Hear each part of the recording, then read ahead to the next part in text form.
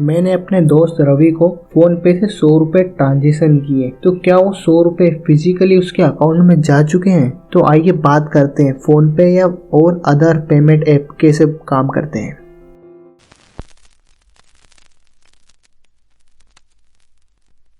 तो यार सबसे पहले हमें समझना होगा बैंकिंग सिस्टम कैसे काम करता है।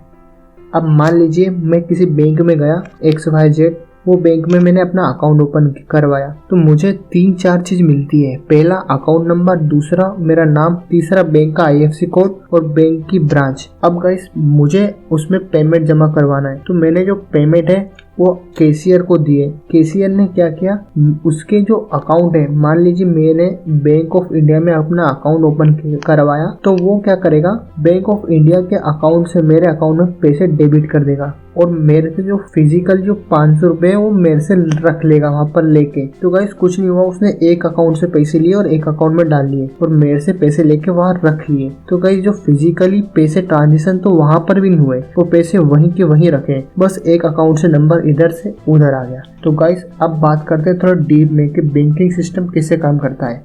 अब मान लीजिए मैं बैंक ऑफ इंडिया का कस्टमर हूँ और मुझे किसी XYZ के अकाउंट में पैसे डेबिट करना है और उसका जो अकाउंट है वो SBI ब्रांच में है, यानी कि उसकी बैंक डिफरेंट है। तो मैं अपनी ब्रांच में जाके उसके अकाउंट में पैसे डेबिट नहीं करवा सकता हूँ, क्योंकि गाइस उसकी बैंक अलग है, मेरी बैंक अलग है। वैसे ही गाइस अगर आपको पैसे निकालना हो, मान लीजिए आपकी SBI बैंक है और आप बैंक में जाते हो दूसरी बैंक में, यानी कि बैंक ऑफ इंडिया में, और उनसे बोलते हो कि भाई मुझे जो है 2000 रुपये चाहिए, मेरे अकाउंट से निकाल के दे दो। तो भाई जो बैंक ऑफ इंडिया वाले कहेंगे पहली फुर्सत से निकल, क्योंकि गाइस आपका बैंक डिफरेंट है और जो आप जो गए हो वो बैंक डिफरेंट है। क्योंकि बैंक ऑफ इंडिया सिर्फ अपने ही अकाउंट से पैसे निकाल सकती है, डाल सकती है, किसी अनादर या XYZ बैंक के अकाउंट का उसे एक्सेस नहीं है। तो वैसे ही अगर आपको किसी और के अकाउंट में पैसे डालने हैं, तो मान लीजिए आपका जो बैंक है वो ICICI है और आपको किसी और के बैंक में पैसे डालना है, उसका बैंक SBI है।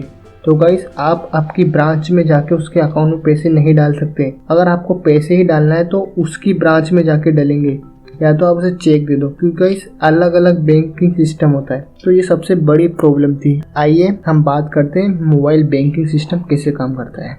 तो गाइस जब मैंने अपना बैंकिंग अकाउंट खुलवाया था तो मुझे कार्ड मिला था, वो है डेबिट कार्ड। तो गाइस जी हाँ, उसे हम ATM कार्ड भी कहते हैं। उसपे 16 अंक का डिजिट कोड लिखा था, यानी कार्ड नंबर, और उसपे एक्सपायरी डेट और एक्सपायरी मंथ लिखी थी, और उसके बैक साइड में एक सीक्रेट कोड लिखा था सिक्योरिटी रीजन के लिए। पर गाइस उसपे एक चीज नोटिस की, उसपे क्या होता है, तो उसपे लिखा रहता है पर्टिकुलर जो आपको सर्विस दे रहा है उस सर्विस प्रोवाइडर का नाम, यानी कि उसपे लिखा था रुपए कार्ड। अब ये रुपए हो सकता है, वीजा हो सकता है, मास्टर कार्ड हो सकता है। तो अभी हम बात करते हैं सिर्फ रुपए कार्ड की। तो गाइस जो सर्विस है वो सर्विस आपको प्रोवाइड करता है RBI। तो गाइस अब क्या होता है, जब हम किसी एक पर्टिकुलर को मोबाइल ऐप के थ्रू पैसे ट्रांजेक्शन करते हैं, अब मान लीजिए मैं हूँ, मैंने अपने दोस्त रवि को पैसे ट्रांजेक्शन करा है, उसका जो अकाउंट है वो SBI में है और मेरा बैंक ऑफ इंडिया में। तो गाइस क्या बैंक ऑफ इंडिया SBI के अकाउंट में पैसे डायरेक्टली डाल देती है? तो गाइस ऐसा नहीं कर सकती है, क्योंकि हो सकता है बैंक ऑफ इंडिया SBI के अकाउंट में अगर 100 रुपए डाल दे,